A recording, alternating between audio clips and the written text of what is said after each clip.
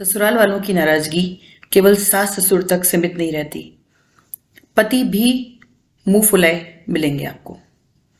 और जो मायके की लाडली प्यारी जो बिटिया होती है ना, उसको बहुत जल्दी ये एहसास हो जाता है कि ससुराल वालों को खुश रखे बिना पति को खुश रखना बिल्कुल भी पॉसिबल नहीं है। एक कई मेरे पास इस तरह के कमेंट्स आए हैं, ईमेल्स आए हैं कि मैम जो पति बायस्ड हो जाते हैं towards the mother in law और सास ससुर की बातों में चलते हैं, इसकी वजह से हमारे बीच में तनाव बना हुआ है, तो क्या किया जाए। यही है फ्रेंड्स आज का टॉपिक, ससुराल सहा ना जाए और मायके में रहा ना जाए। तो फ्रेंड्स चलिए शुरू करते हैं आज का video. Welcome to being a women and let the mind talk begin. और आप सबकी कसौटियों पर खरा उतरने की कोशिश करती हैं, और कैसे खरा उतरना है, कैसे सबको सेटिस्फाई करना है, कैसे संतुष्ट करना है, सबके काम किस तरह से टाइम पर निपटाने हैं, इसके टिप्स भी आपको अपने पति से ही मिलते हैं। शादी के तुरंत बाद जैसे ही पति घर पर आते हैं, आपको उम्मीद होती है वो आपके बारे में पूछेंगे, पर आपसे ज्यादा उन्हें अपने परिवार की खुशियों की चिंता रहती है। मम्मी को दूध दिया कि नहीं, पापा को टाइम पर दवाई दी या नहीं दी, और अब मेरी जो सिस्टर है उनके लिए ये किया या नहीं किया, देवर जो आपके लगते हैं उनके कपड़े धोए या नहीं धोए। तब उस समय फील हो जाता है। पता नहीं इस कोशिश में आप कितनी ज्यादा कामयाब हो पाती हैं, वो तो मैं नहीं कह सकती, पर आप क्योंकि एक अच्छे संस्कार लेकर आई हैं, एक अच्छे परिवार की बेटी हैं, कोशिश यही रहेगी आपकी कि हर तरह से ससुराल वालों को, पति को, सबका सब कुछ करके उनको एकदम सेटिस्फाई, संतुष्ट और खुश रखें। इसके अलावा माय डियर फ्रेंड्स, आप ससुराल वालों की उम्मीद पर खरी उतर पाई या नहीं, तब तक ही आपको मालूम भी नहीं चलेगा जब तक आप खुद उम्मीद से हो जाएंगी। और एक जो नया मेहमान आपके घर पर आने वाला होगा ना, तो आपको उसकी चिंता कम होगी, लेकिन जो आपकी जिम्मेदारियां जो हैं घर के अंदर, सबकी कसौटी पर खरा उतरने की जिम्मेदारियां, कोई आपसे नाराज तो नहीं है, ये चिंता आपके दिल दिमाग में घर करके रहेगी, और उसका सीधा असर आपके होने वाले बच्चे पर भी पड़ेगा। इतनी जल्दी माँ बनना आपके लिए जहां खुशी की बात है, पर वहीं जो परिवार की चिंता कि कोई मुझसे नाराज ना हो जाए, मैं कैसे मेरी जिम्मेदारियों को पूरा करूंगी, एक जो नई जिंदगी आने वाली दुनिया में उसका भी कैसे ध्यान रखूंगी, ये सब उलझने, बहुत सारी उलझने हो जाएंगी आपके दिल दिमाग में। और चिंताओं से घर जो दिल दिमाग में कर जाएगी ना आपके, तो आप उस समय बीमार रहने लगेंगी, चिंता में रहने लगेंगी, मेंटल पीस जाएगी।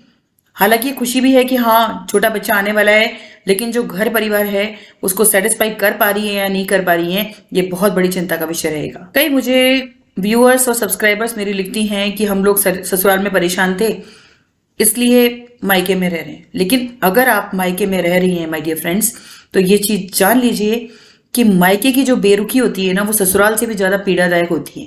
जिस घर परिवार में आप पली बड़ी हैं, जहां आपको लगता है आपका बहुत अपर हैंड होना चाहिए, वहां उस घर में अगर आपको वो सम्मान अगर नहीं मिलता, तो बहुत ज्यादा सिचुएशन उस समय आपके लिए बहुत ज्यादा डिफिकल्ट हो जाती है। मायके रहने का सीमित समय होता है शादी के बाद में, 1 हफ्ता, 10 दिन, 15 दिन, 1 महीना आपका बैग पैक रहता है, पता चलता है जाना कभी ना कभी तो जाना ही है यहाँ से।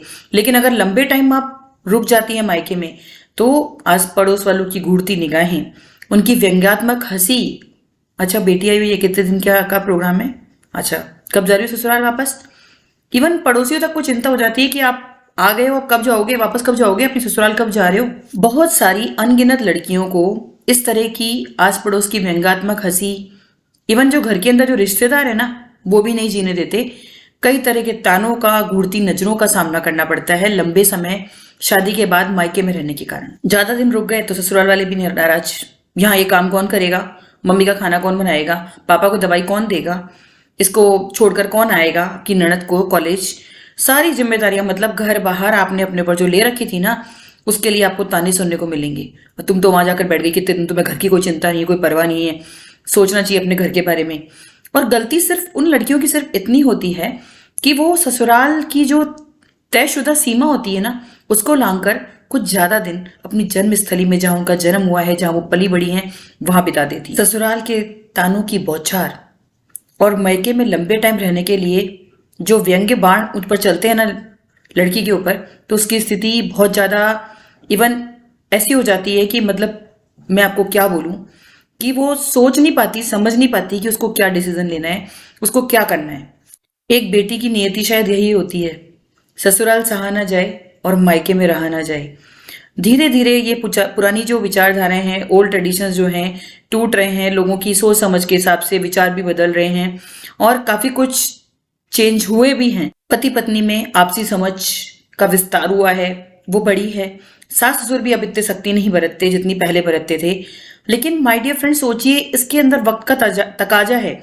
अगर आपकी शादी के 10 साल बाद तक आपने बर्दाश्त कर लिया, आपकी खुद की बच्ची बच्चा जो भी है 8-9 साल का हो गया, उसके बाद अगर उनके विचार थोड़े बहुत बदल भी जाते हैं ना, तो आप सोचिए क्या मतलब इतना बड़ा पहाड़ टूट पड़ेगा। आपकी जिंदगी के जो अनमोल समय शादी के बाद के 10 साल 15 साल जो इन वजहों से खराब हुए, कि आप कभी इनके लिए उनको माफ कर पाएंगी?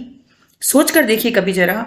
मैंने एक बहुत अच्छी बात सुनी थी, देखिए अगर न्याय समय पर नहीं मिलता ना, तो वो न्याय नहीं होता, केवल एक समझौता होता है। आप समझौते करते चली गई 5 साल 10 साल, जिस समय जीने का की उम्मीद थी, उमंग थी, घूमने की उमंग थी, वो समय तो आपके ससुराल वालों ने पूरे टाइम ताने दे दे करके, आपको जिम्मेदारियों का एहसास करा करा के, और आपको रूढ़िवादी परंपराओं में सर ढको, इसके पैर छुओ, उसके पैर छुओ, उसके अंदर निकाल दिया आपका वो समय। क्या वो समय आपको लौटा पाएंगे? This is all for today friends. बताइएगा आपको आज की वीडियो कैसी लगी, और आपके साथ भी अगर इस तरह की कोई घटना हुई है तो प्लीज कमेंट सेक्शन में जरूर शेयर करिएगा। I will try to cover them in my upcoming videos. और एक बात और कहना चाहूंगी, आप सबके इतने सारे प्यार दुलार और बहुत सारे जो मेरे व्यूअर सब्सक्राइबर्स हैं, उनके जो उनका मेरे को वक्त दिया, उन्होंने अपना अनमोल समय देने के लिए और बहुत सारा असीमित प्यार देने के लिए बहुत बहुत धन्यवाद। This is all for today, signing up for now, bye bye. Thanks for watching being a woman.